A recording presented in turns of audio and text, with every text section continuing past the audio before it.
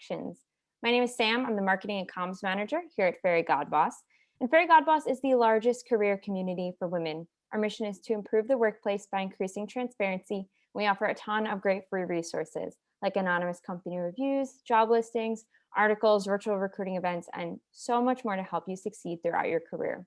We will be saving some time at the end of today's conversation for questions. You'll find that Q&A at the bottom of your screen, and you can leave questions as yourself or anonymously. So please put your questions there, and we'll try to get to as many as possible at the end.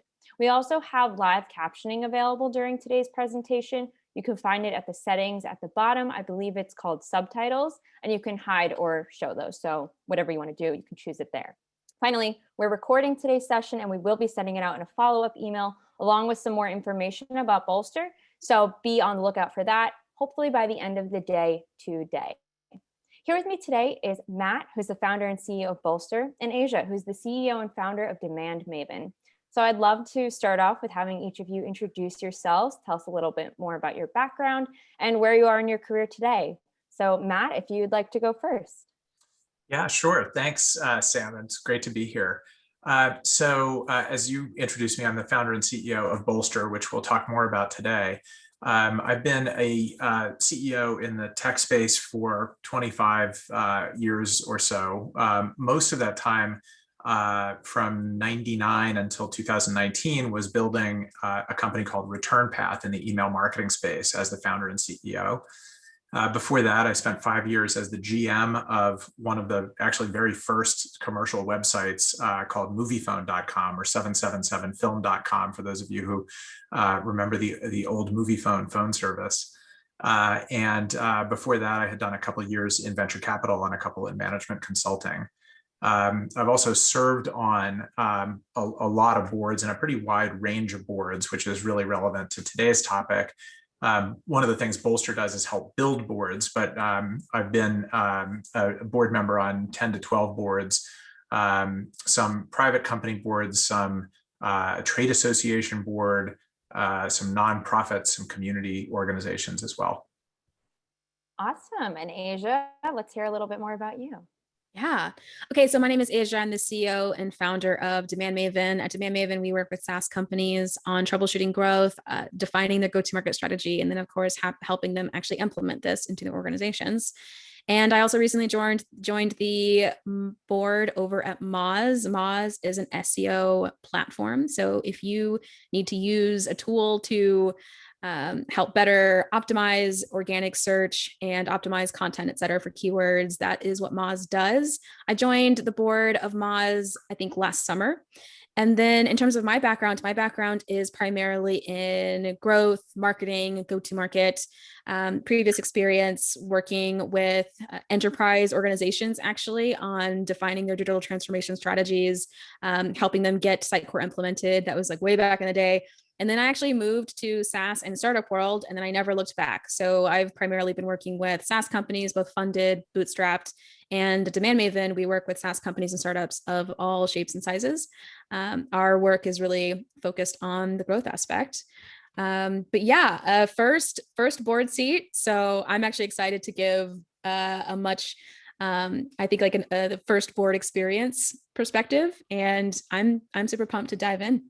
Congrats on that. That's really exciting. And we're very familiar with Moz over here at Fairygodboss. We're all up in that awesome SEO business. So that's really cool. And the fun fact is that I had been on Moz's board as their independent director, which is actually how Asia and I know each other, although we didn't overlap. But they're an amazing company.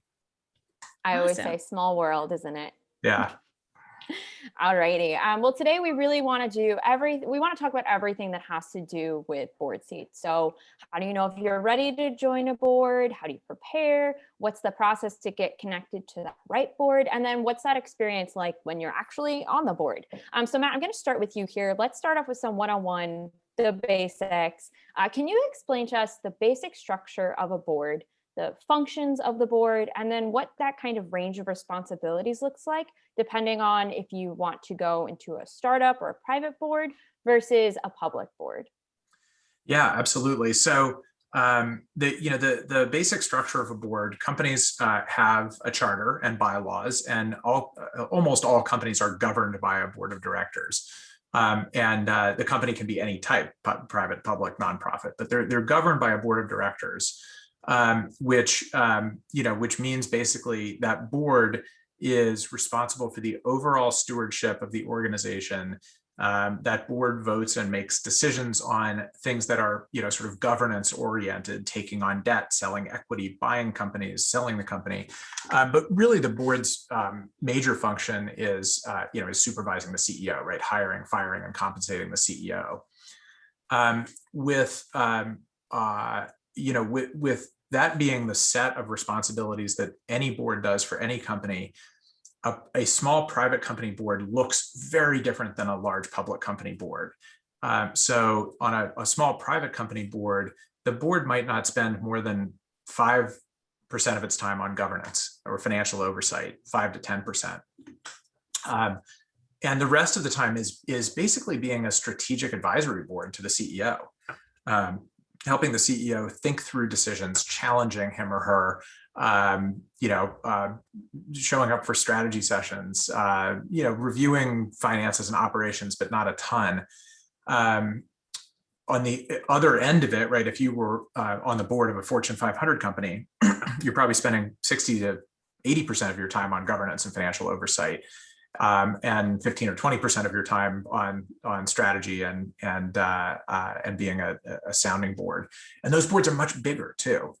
So it's sort of the same set of activities in a really different ratio as companies grow.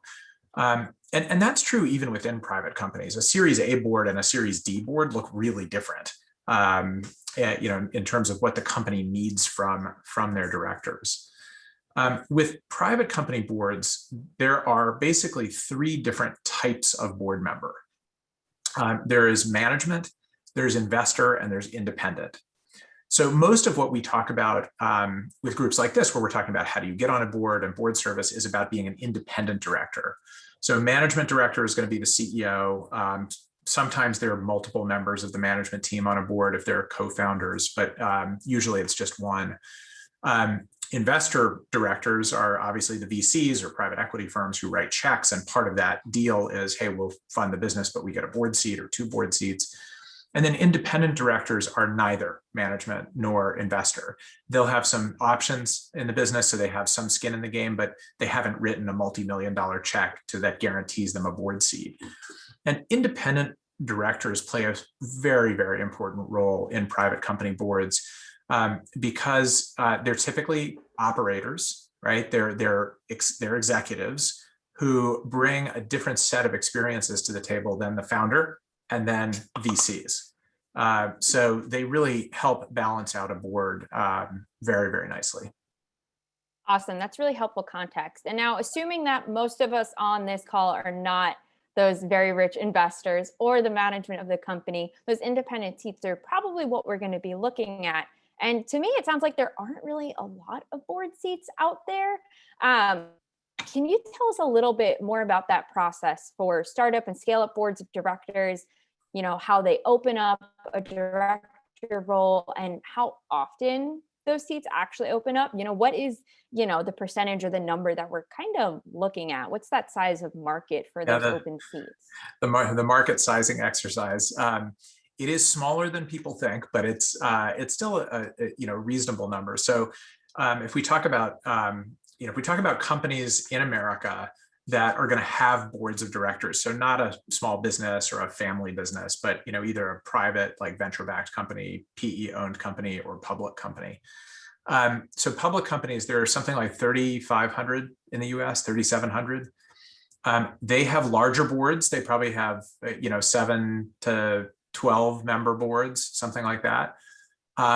And most of those board members are what you would think of as independent, because when a company's public, they don't have venture investors anymore. Or they have venture investors when they go public, and then those people kind of roll off the board. So there probably are, 30,000 or so public company directors in the United States. But most of them, they're not serving one-year terms, right? It's not like each one of those seats is up for grabs every year. I don't know the average tenure on a public company board. My guess is it's 6 to 8 years. So there are, hundreds to maybe 1,000 public company board seats that open up every year. But I'd be surprised if it's more than that. The private company side is interesting. It's many more companies and many fewer board seats per company. So there are, call it 30,000, private venture-backed companies in America, almost 10 times the number of companies as public companies. But those boards are really small and they're dominated by founders and VCs. So, a private company board is either likely to have 3 or 5 board members, or maybe 7 if it gets bigger to the Series C or D area. We just did some research at Bolster, which really shocked me in a number of ways. And one of the things we learned on our data set, which was 250 companies, is that only 1/3 of those companies have any independent directors at all. And the average number of independent directors of the ones that have an independent director is just over 1. So companies that do have independent directors are going to have 1 or 2, maybe 3. But a lot of companies still don't have independent directors. And those board seats also tend to last several years. So the number of sort of independent director seats on private company boards that come up every year is probably similar to the public number. It's probably 500 to 1,000. The only definition is there should be many more of them because private companies should have more independent directors. So that's a little bit of the market size. Someone asked in the chat sort of definitions of different series, Series A, Series B. What I'm talking about with that is the stage of the private company in terms of their financing. So Series A would be their first private financing, Series B, their second financing. So that's just sort of a proxy for saying really early stage company is Series A. Series D is going to be a company that's probably big enough to go public or to merge with a SPAC or to get acquired at scale, and then B and C are somewhere in between. Perfect. And then I have one more question for you, Matt. I mean, you mentioned there's hundreds to thousands of seats. I think this is the best place where Bolster kind of comes in. So you could tell us a little bit more about Bolster, how it works, what you're trying to accomplish, and how you're helping startup companies find board members and helping individuals find boards that they want to be matched with. Yeah, absolutely. So Bolster is a marketplace for on-demand executive talent. What that means, if you sort of cut away the buzzwords, is we are trying to build really a different way of connecting senior level talent with startups and scale ups, with early stage private venture-backed companies. We are building an online automated marketplace that will, when it's fully done, work the same way Airbnb does. You go in, you put in where you want to go on vacation and set a bunch of filters. You want a pool, you need air conditioning, and then a few places pop up that are available for your travel window. We're doing the same thing for executive talent.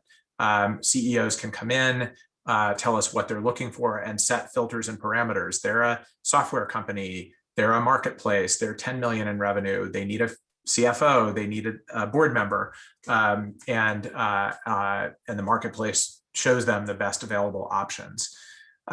We have to date about 4,000 executives who've signed up for Bolster and about 700 or 800 CEOs who've set up accounts. And we have hundreds of searches going on at all times. Those searches could be for independent board members. I think we have about 30 or 35 searches going on right now for board members. They could be for mentors or coaches, or they could be for freelance executives. So people that want to be a part-time CXO or an interim VP of something. So that's a little bit about Bolster. And I did lie, have a follow-up question to that, simply because we were talking about this kind of before the webinar started today. And Fairygodboss is a community of mostly women, or people who identify as women. And typically women are not found on boards. That is historically just how it's been. Sure, and yeah. I know that's something that we're trying to change, Bolster's trying to change. So what steps are you taking to help CEOs find and then hire people from those historically underrepresented groups? And then what are you seeing in the community on the VC side, in terms of adding diversity to those boards? Are there any kind of trends or changes that you've been seeing? For sure. I mean, the quick answer is women are not well represented on boards, but that is changing.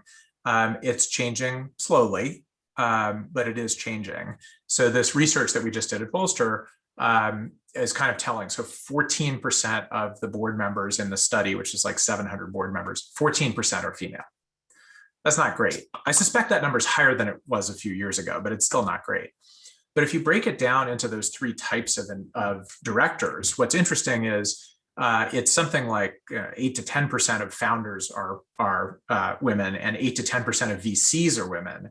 But almost 40%, I think it's 37% of independent directors are female. So what's been happening over the last several years, since this topic has become more widely discussed, there's not enough representation on boards, is that founders and VCs alike have been tilting the searches for independent directors increasingly toward women. My guess is if you looked at that number 5 years ago, it would have been 10% of the independent directors were women as well, and now that's up to 37%. VCs and founders are getting it. They're making those changes.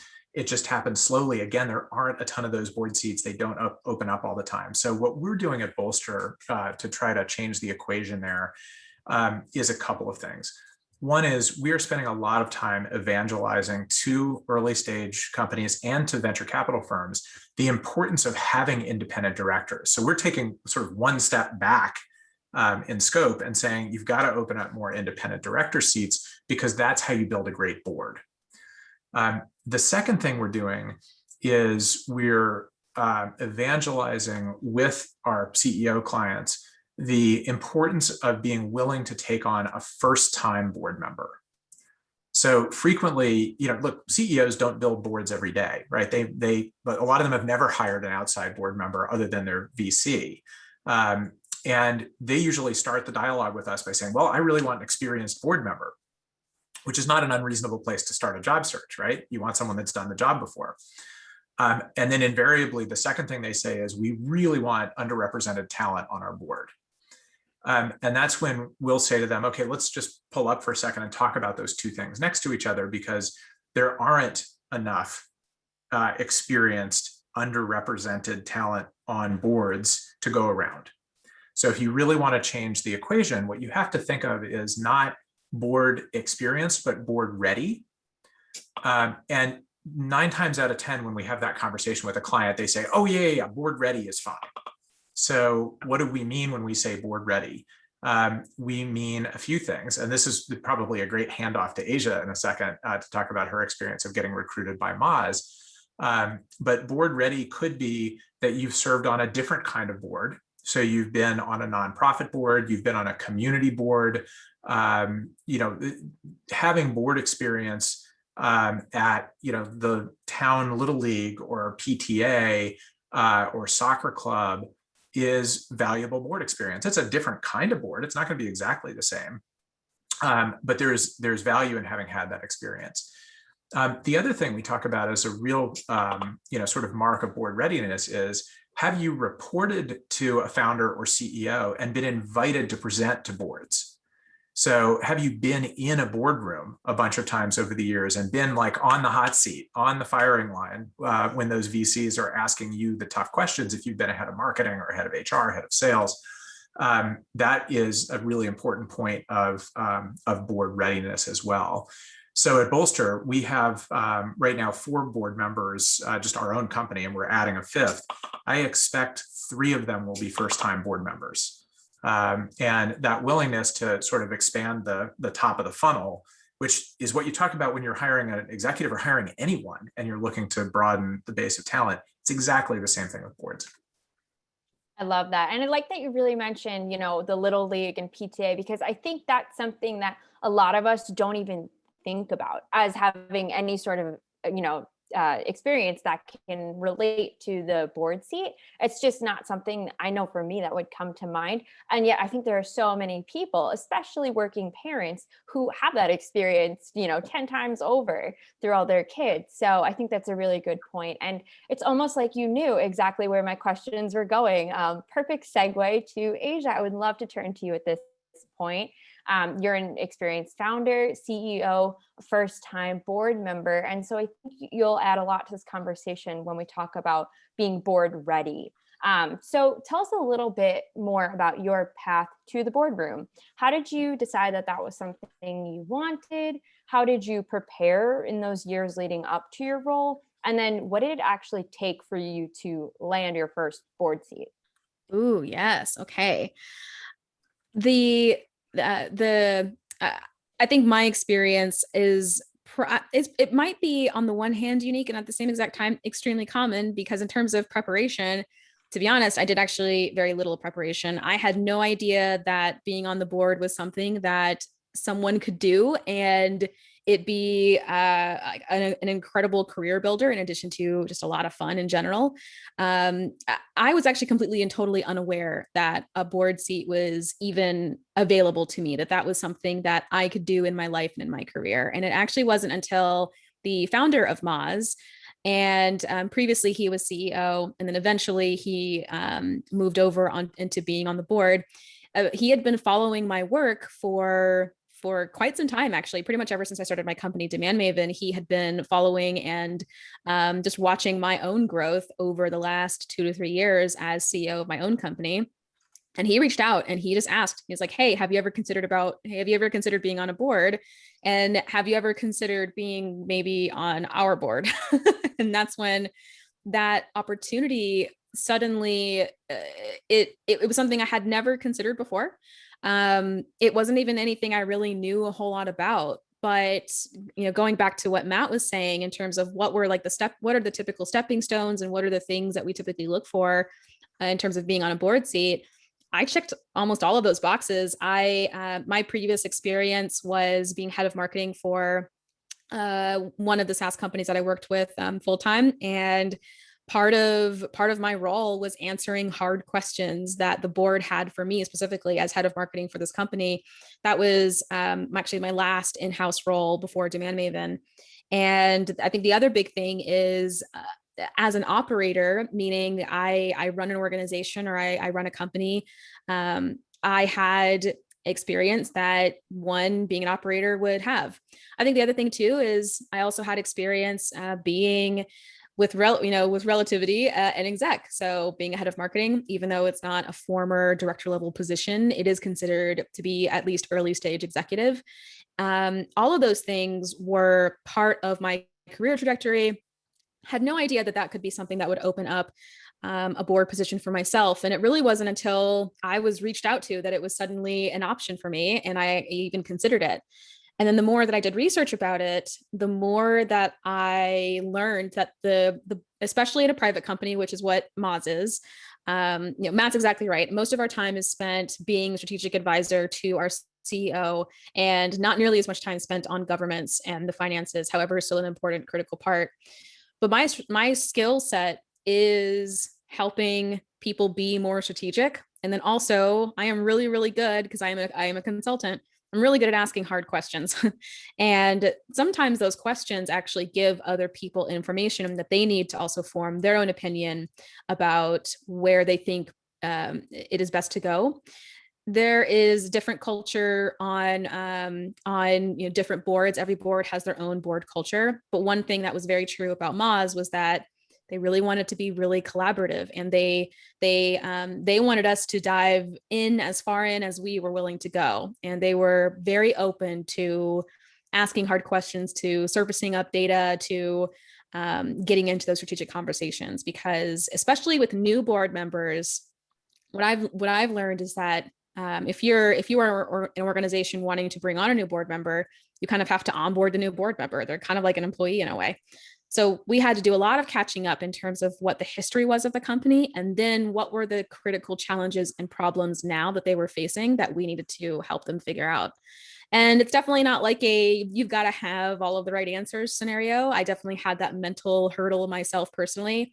It is far more about how you interact and engage with others, bringing, of course, your own experience and your own perspective to the table, but also being open to arriving at answers together. I think that's a huge part of my board work so far.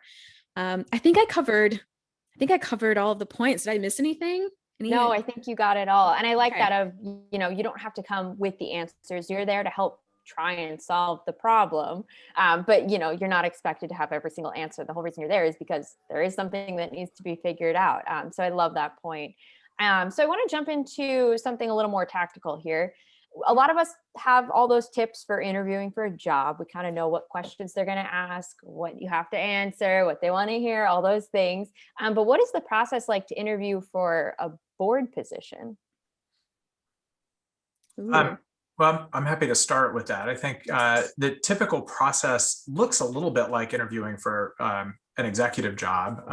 So I'll tell you what we recommend our clients do. Usually the CEO will do a round of screening interviews, him or herself. So expect sort of an hour introductory. And then from there, different companies sort of take these things in different orders, but I would expect to do a much longer interview with the CEO if you're a finalist, like 2-3 hours. I would expect to meet with every other board member on the company. So if the company has 2 or 3 VCs on the board, you would be doing an interview with each one of them. You would probably meet with a couple people from the management team. And then frequently the final step in a board recruiting process is actually to attend a board meeting. And this would really only be like if you're the finalist for the role, but you're attending that board meeting as kind of an audition. So you still haven't been selected yet. Again, the advice we give our clients is prepare the candidate really well for that meeting, but tell the candidate that they have to be at that meeting as if they're a director, not observing. Like they have to participate in that meeting and ask those hard questions at that meeting. Pattern match, give opinions, etc. So that's what the interview process looks like typically. I think the kinds of questions you get, but for a couple things, aren't going to be very different from the questions you get interviewing for a senior level job. Things about your experience, your achievements, challenges you faced. A lot of what the CEO is going to be looking for is communication style and capabilities, because boards are notorious for having a lot of opinions on them and a lot of loud voices on them. And your ability to have an impact in that setting is really important to your performance on a board, for sure. The kinds of questions I think people might get that would be a little bit different would be things that are more specific to the role. So someone might ask, what does board service mean to you? Or give me an example of a time you advised, someone in another company, or, what were the, how did you approach it? What were the things you thought about as an advisor? The couple of questions you might get, or at least should have thought through the answers to, around the specifics of being a board member are really around your philosophy of governance, of being on a board. So the 2 questions that we suggest board member candidates and CEOs discuss around governance are, number 1, what you think the role of the board is. So there are some people, Reed Hastings, the CEO of Netflix, who's on Microsoft's board and a bunch of other boards, had this famous line a bunch of years ago that the only thing a board does is hire, fire, and compensate the CEO. The other end of the spectrum, if you sort of think about it as a spectrum, is like a private equity owned board, where the board might be meeting with the CEO every single week and looking at operating dashboards every week and being all over the company's every detail. So you should be prepared to have an answer to where you sit on that spectrum. Are you closer to Reed Hastings, or are you, closer to being in the details? Or are you somewhere in the middle, and why? And then I think the other question, sorry to give such a long answer, but the other question that's increasingly important in today's society is how you think about the role of shareholders versus the role of stakeholders. So, your responsibility as a director of a C corporation under Delaware law is to protect the interest of common shareholders, right? That's what you can get sued for not doing. If the company is a benefit corp, a B corp, the fiduciary responsibility is to look out for the interests of all stakeholders. So that would be shareholders, but it would also be employees and customers and suppliers and the environment and communities. Most companies, when we're talking about venture-backed companies, are C corporations where your responsibility is to common shareholders, but you should have a point of view about the importance of other stakeholders besides common shareholders. And there are plenty of CEOs of C corps that think like CEOs of B corps, right? They want to take into account impact on communities and impact on environment. And then there's some that don't care about that. So just having a point of view about some of those things around governance is useful. There's no right or wrong answer necessarily, although you might have an answer that differs with the CEO's opinion about something. But that's a form of preparation you can do that might be a little bit different than a typical job interview. That's really helpful. And then Asia, how does that compare to your experience? Do you have anything you want to add to that? Yeah. I mean, Matt hit the nail on the head. I think and this is so indicative too of the kind of culture that the organization has internally, of the one that you're hoping to join the board of. But my process was pretty much exactly that. I think that they had far fewer questions about how do I think of it in terms of our goal is to help the employees, the community, et cetera, and also the shareholders versus stakeholders. That was actually something that didn't come up as much, but I learned something. That's definitely something for my next board position that I will absolutely be considering as well. A lot of the questions for me was around, yes, like my background. I do a lot of advising and mentoring as well outside of Demand Maven for other startup communities. So they had a lot of questions about that and my approach. They were really interested in what was my approach when it came to problem solving. And I think consultatively, I'll ask a lot of questions, and I usually use that to form my opinion and then come up with other opportunities or paths. I'm also a strategic thinker, so I'm kind of building systems and processes in my head and frameworks in my head for how I think about these things. And they were really interested to know about how I thought, which made a lot of sense because based off of what board culture they currently have, they wanted to add something that filled a gap for them. And that was definitely a piece of that. And then for Moz in particular, they wanted to know, do I know what SEO is? Do I do that? And the answer was, of course, yes, it's part of our work. It's what we do for our clients. And that kind of cohesively told the story. And then in terms of the process, I mean, granted, 2020 was obviously an interesting year for everyone. We did not get to meet in person. And we also didn't get to, I actually did not get to join a actual board meeting before I was brought on as a board member. Part of that was just because of the way that Moz wanted to expand the board and bring others on. There was kind of like a time crunch actually to get all of that done before the next board meeting. So I actually didn't get to go to one until I'd already joined, but I can imagine that doing that under normal circumstances would actually be extremely helpful because would have actually seen how it worked beforehand. And I think that just would have given me a much different perspective, but even still joining the board without actually having ever done a board meeting was also really cool.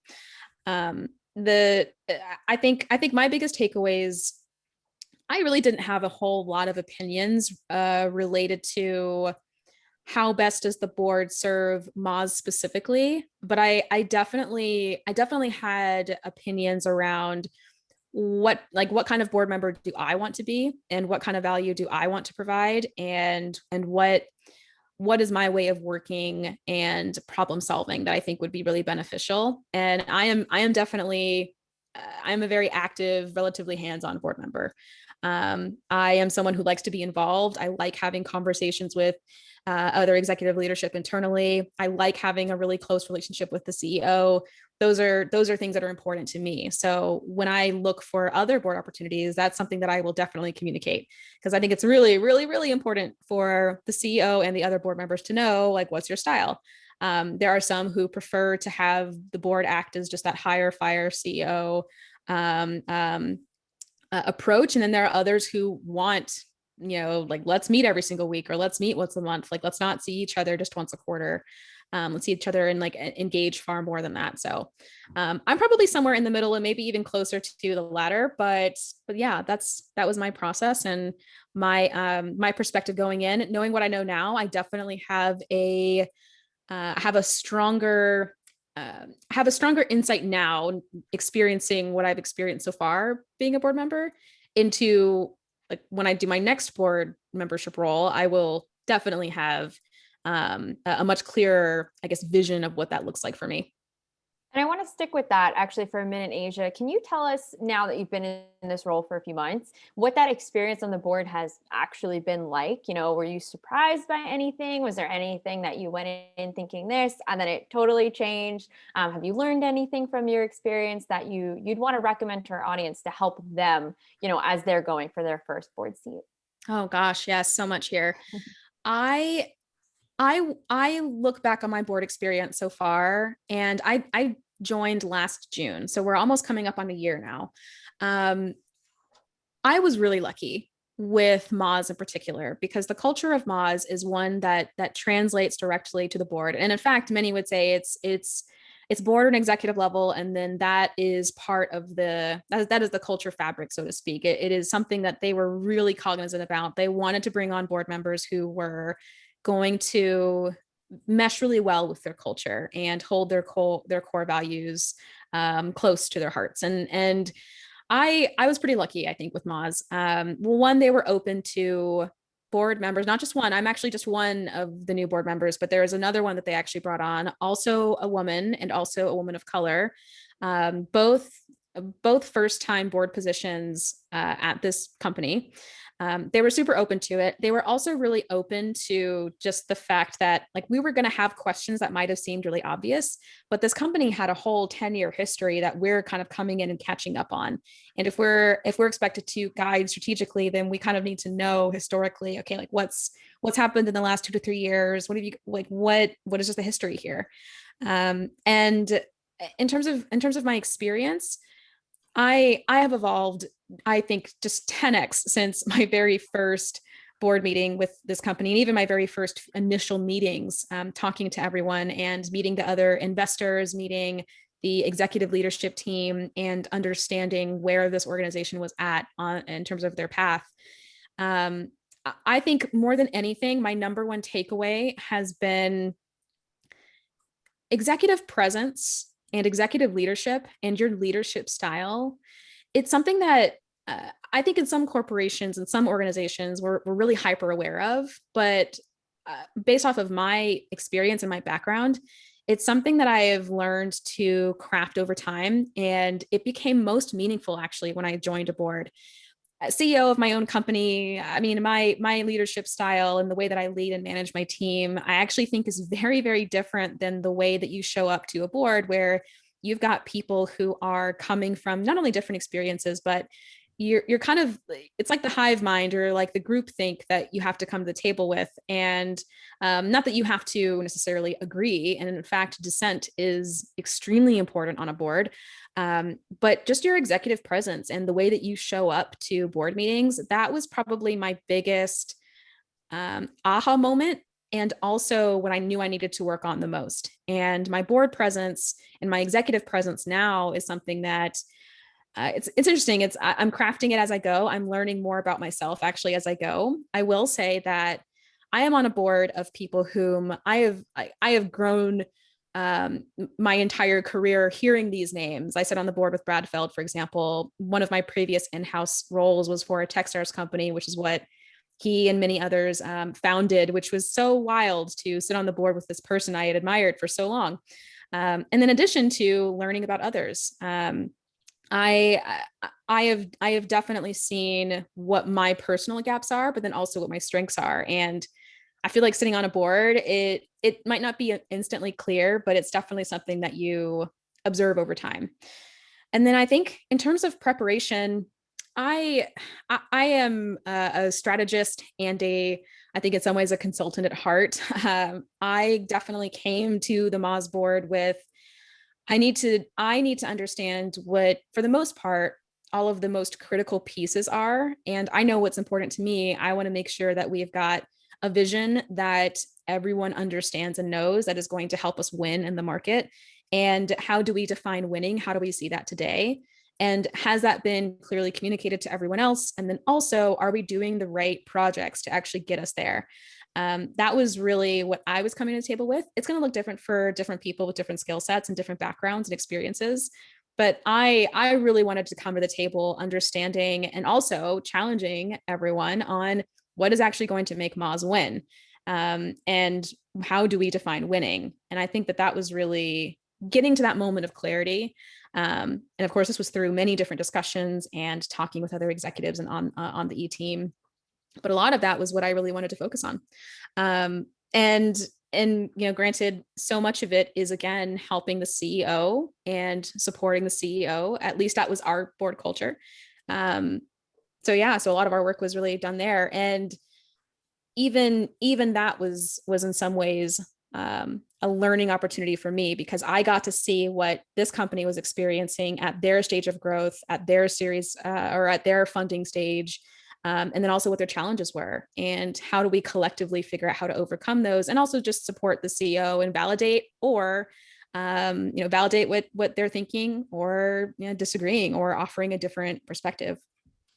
I love that. And I love that point about executive presence too. I think that kind of ties to this whole, in a way, imposter syndrome that not just women, but so many people feel throughout their careers, even the people who are reaching the highest of success. It's just something that many of us kind of grapple with all the time, and that confidence to be successful. I think that's a great point, and something I know I need to work on, but I think everybody could work on as well.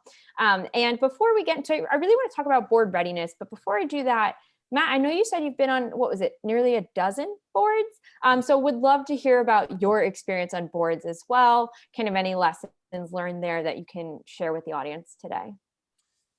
Yeah, I would say I loved everything Asia just said. Like everything is spot on.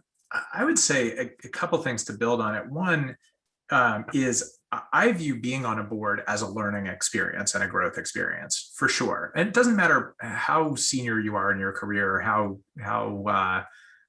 much of anything you've done. The opportunity to really have that kind of perspective on what's going on inside of some other company besides your company is really valuable. So I know I leave every board meeting that I attend, other than my own board, with a long list of things that I have just thought of that I need to go do back at the office. So I think it is a great learning experience, as well as networking experience and opportunity to develop your presence, for sure. I think the other thing, probably the biggest thing I've learned over time, which was a really tough lesson, is when to not speak and when to not take ownership of something. So most people who are really driven in their careers, whatever your career is, whatever level you're at, right? You're used to volunteering to do things. You're used to taking the problem on yourself, right? And certainly if you're a leader in your own organization, you run a team, you run a department, you're a CEO, you're used to having a loud voice. Your opinion matters quite a bit. And, being one of 5 board members, or one of 3 board members, or one of 7 board members, you're just in a different spot on a different kind of team. So you really have to learn how to, not how to be political, but how to make sure that the points that you want to make or the questions you want to ask don't dominate the conversation. How you're an important contributor without dominating. And then the same thing goes true with respect to owning a problem. If you are a board member, you do not own the problem, right? Asia said something to this effect earlier. You can raise the questions, you can challenge, you can be part of the solution, you can be a contributor to a discussion about the solution. But if you're a board member and you take on work voluntarily, something is wrong. So again, for those of us who, if you're an achiever in your career, you're used to raising your hand, right? I got that. I'll take it and run with it. And on a board, you really have to hang back a little bit and ask, look, if the CEO asks you to do something in particular, and as long as it's an appropriate thing for a board member to do, you can go do it. But it's not your problem to internalize.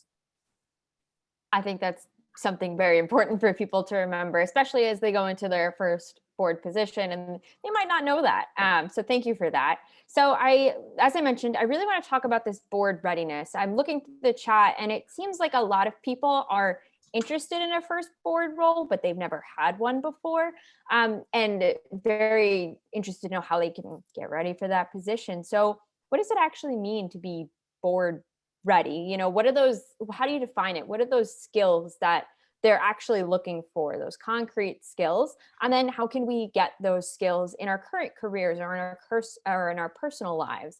Asia, I'll start with you, and then Matt, I'll go to you next. Yeah. Okay, so board readiness. I was actually trying to think, like, at what point in my career would I have felt ready? And I think it's one of those scenarios where, again, I didn't even realize this was an option for me until it reached out to me, and it was like, do you want this? Because like we're considering it. And I was like, oh wow. But I think in terms of readiness, if I had to give something concrete, I'm about 7 to 8 years into my career, and I have had many different kinds of experiences, both in-house, as an operator, as a founder now, and then even the work that I'm doing, I've had tons of exposure to many different kinds of companies. I've technically Demand Maven is a consultancy, but one of my very first roles was working with another consulting firm. They ran really different kinds of projects, and I got to see how enterprise companies worked and what those kinds of experiences were like. And I think to me, it's probably a combination of years of experience plus diversity in terms of experience. But to be honest, I don't even think that those are really even requirements. I think when you feel ready to contribute at a relatively high level, to provide value to not just the CEO, but to an entire organization, and to help make those decisions together. And you've got experiences that correlate really well with that. And even if it's not a perfect one-to-one match, it can translate. And I think as long as you're just ready and willing to do that kind of brain work, I think you're probably ready. I don't know if there's a minimum requirement in terms of years, but I know for me, I was at the 7 to 8 year mark in terms of my career. I don't know if that is an interesting milestone or not, but I think more than anything, it was just the breadth and depth of my experiences so far. That's really helpful. And then Matt, do you have anything to add there? I think especially about that, you know, kind of like, what are the requirements of like maybe education, and like how many years of experience we should have, what skills we really need to have in our toolbox to go get our first board seat? Yeah, I would take education off the list. That was part of the benchmark study we just did. And there were plenty of independent board members with graduate degrees, but plenty with undergraduate, and even a bunch without even an undergraduate degree. So it's not really about education. And I don't think there's a magic number of years of experience. It's going to depend on the company, right? You need to be ready to be on a given board is going to be a different set of things than to be ready to be on a different board. You have to be able to add value to the CEO and to the rest of the board. So,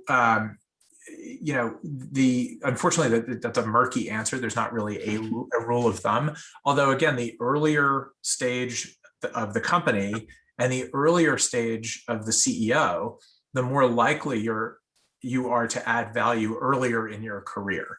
But I think it would be difficult to be a really high value board member if you haven't been in a pretty material leadership role in an organization. Because being on the board, you have to have that sort of view of the whole system, the whole organization, how it connects to the outside world, et cetera. I think that's a general rule with one important exception that we've seen in a couple places. If you are more of a mid-level leader, but you've worked in an industry for a long time, or you've worked at a very large company for a long time and have developed some really specialized expertise in a product area or a sector that a startup is trying to get into in some way or is adjacent to, you might be able to add a lot of very specialized value. But other than that situation, and that comes up periodically. There are people who are product managers at Google that would be awesome board members, even though they've never run product management. They don't report to, to the CEO of Google, but could really add a lot of value to a startup. So that does happen from time to time, but more often than not, you really have to have been at some level of executive leader. Perfect. So now I want to get into some technical questions. And just a note, if you have a question, feel free to drop it in the Q&A and I'll get to them in just a minute.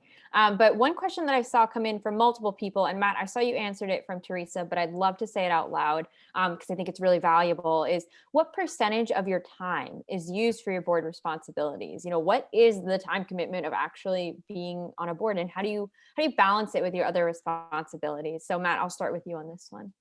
Yeah, so I would say typically for a private company, boards meet once a quarter. If they're really early stage, they might meet more often than that. But let's take a normal situation. The board meets quarterly. The board meeting is 3 to 4 hours.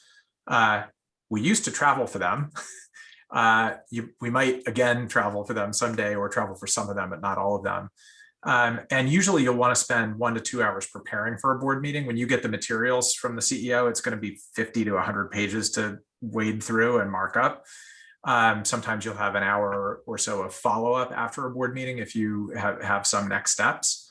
And then between board meetings, you'll touch base with the CEO a couple of times. So I don't know what that adds up to, 30 hours a year, 40 hours a year, something on that order, spread out, quite a bit.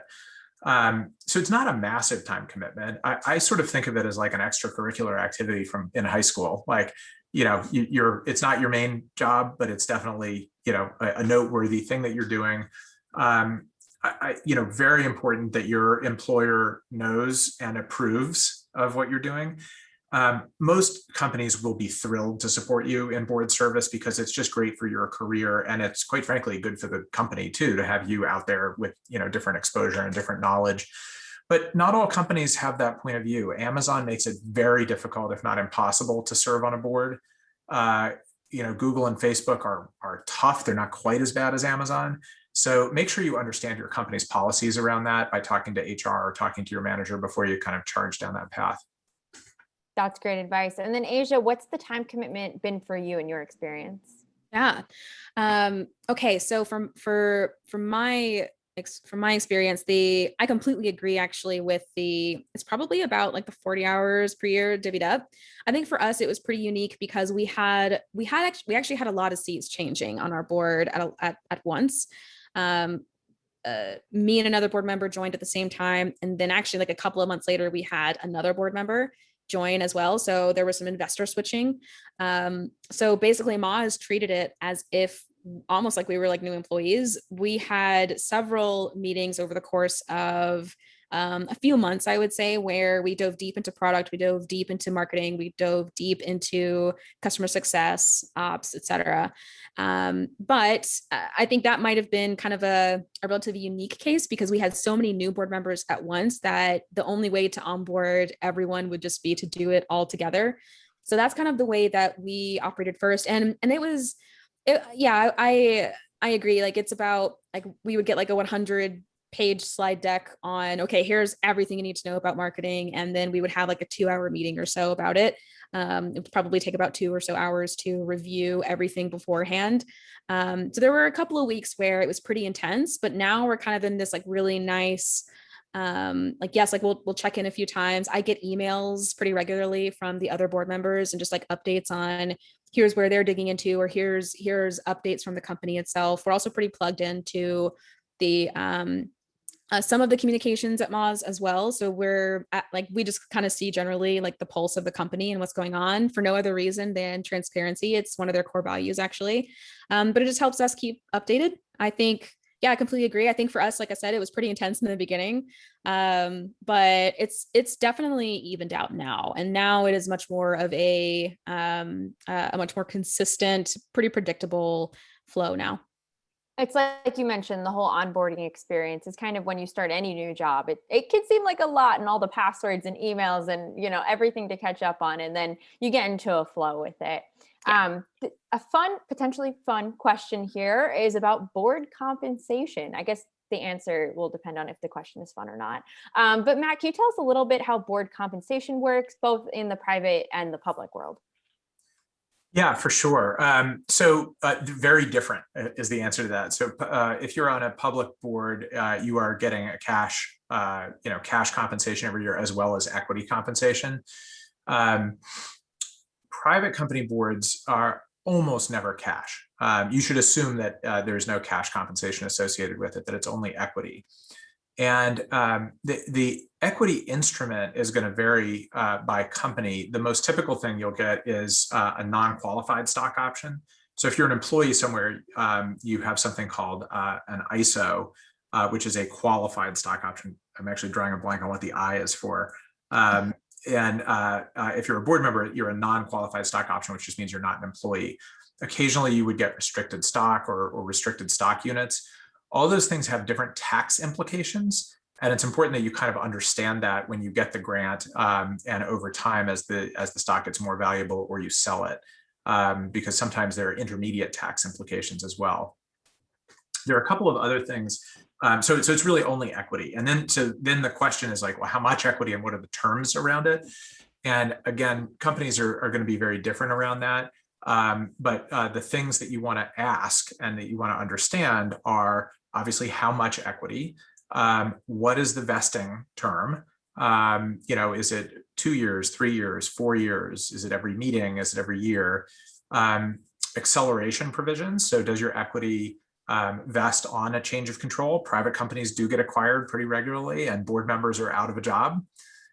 So that's something that's good to ask for and doesn't cost the company much of anything at all. And the other thing that you want to understand is the PTEP, the post-termination exercise period. So, how long after you've been a board member do you have before you have to write a check to the company to exercise those options? It's good when companies have policies that let their directors go as long as possible without actually exercising. So those are some of the levers around compensation. Perfect. All right. It looks like it's just about time to wrap up. So to do that, Asia, do you have any final words of advice you'd like to leave our audience with here today?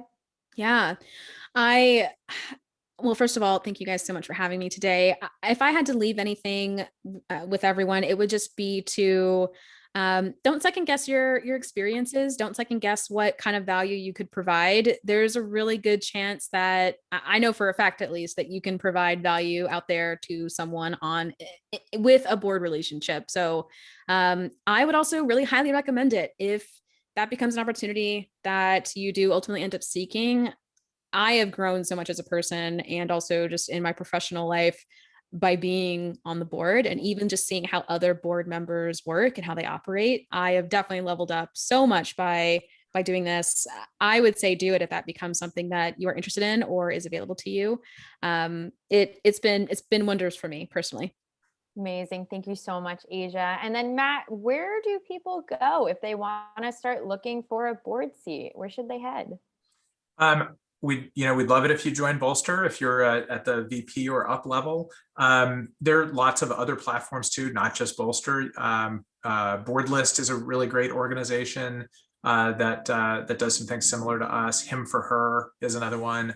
Above Board is another one you can look at. So there are a handful of places online that are increasingly part of the board search mix.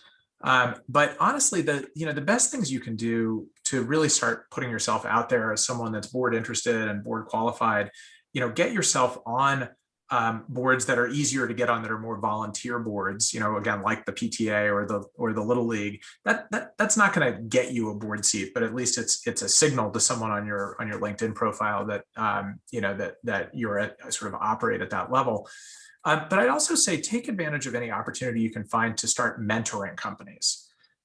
Someone asked about this in the Q&A chat as well, but start associating yourself with Techstars or Y Combinator or local accelerators. They're all over the place. They're good opportunities where you're not getting paid anything. Time commitment is really minimal, but at least you get exposure to a wider range of companies and business problems. And you can start saying, no, I'm a Techstars mentor. I help other companies. I help CEOs further their businesses. And those are all good things you can do. Awesome. Well, thank you both so much. As Matt mentioned, sign up for Bolster. The link is in the chat. We'll also be sending it out in a follow-up email today. If you sign up, I believe within the next few days, you'll be included in an email inviting you to a complimentary half-day workshop with Bolster, Elevate, and Women in the Boardroom, where you'll learn more actionable things you can do to pursue your goal of landing a board seat. In the follow-up email, you'll also get the recording as well as a special ebook gift from Bolster. So thank you, Asia. Thank you, Matt, for spending the last hour with us, answering all of our questions. We so appreciate your time and advice. Thank you, everybody, for joining us here today. And we'll catch you at the next webinar. Bye. Bye, y'all. Bye. Thank you.